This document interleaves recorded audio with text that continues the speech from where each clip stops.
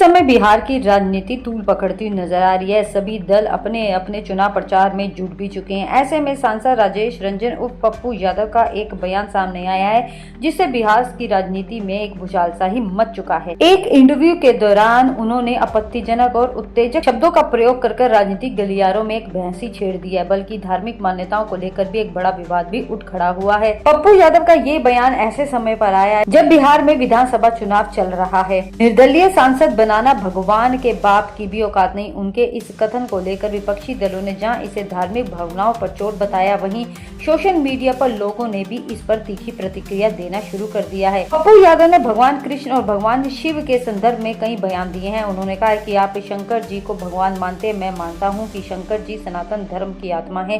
जब एंकर ने इस पर आपत्ति जताई तो पप्पू यादव ने पलटवार करते हुए कहा कि मैं किसी का अपमान नहीं कर रहा, लेकिन झूठे भगवान पैदा करने वाले कुकुरमुत्ते हो गए हैं। अब उनका ये बयान अब सोशल मीडिया पर वायरल भी हो रहा है। इसे सनातन धर्म का अपमान बताया है और माफी मांगने की मांग भी रखी है। पप्पू यादव ने अपने इंटरव्यू में धर्म, ईश्वर और समाज के संबंध में कई दार्शनिक मगर विवादास्पद बातें कही हैं। उन्होंने कहा कि ईश्वर की शक्ति प्रकृति से निर्देशित होती है।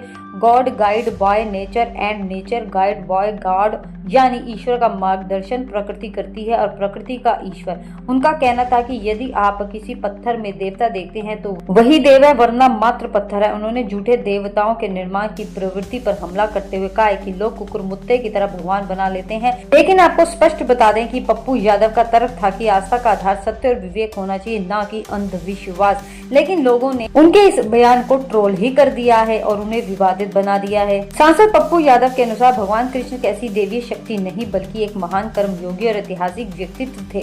वहीं उन्होंने भगवान शंकर को सनातन धर्म का मूल तत्व बताया। उन्होंने कहा कि शंकर की सनातन धर्म की आत्मा है, वही सबसे बड़े आराध्य हैं। बातचीत में पप्पू यादव ने विश्वास और विज्ञान के बीच रेखा खींचते हुए कहा कि मानव इस धरती पर लगभग 1.25 लाख वर्ष पहले आया और यह प्रकृति थी जिसने हमें यहाँ लाया। उन्होंने उल्लेख किया कि वासुदेव कुटुंब का विचार मानव सभ्यता के शुरुआती काल के अस्तित्व में था। उन्होंने अपने बातचीत के अंत में यह भी स्वीकार किया कि रुद्राक्ष को लेकर पहले उनका मजाक उड़ाया गया था, लेकिन अब वह विश्वास पर कायम है।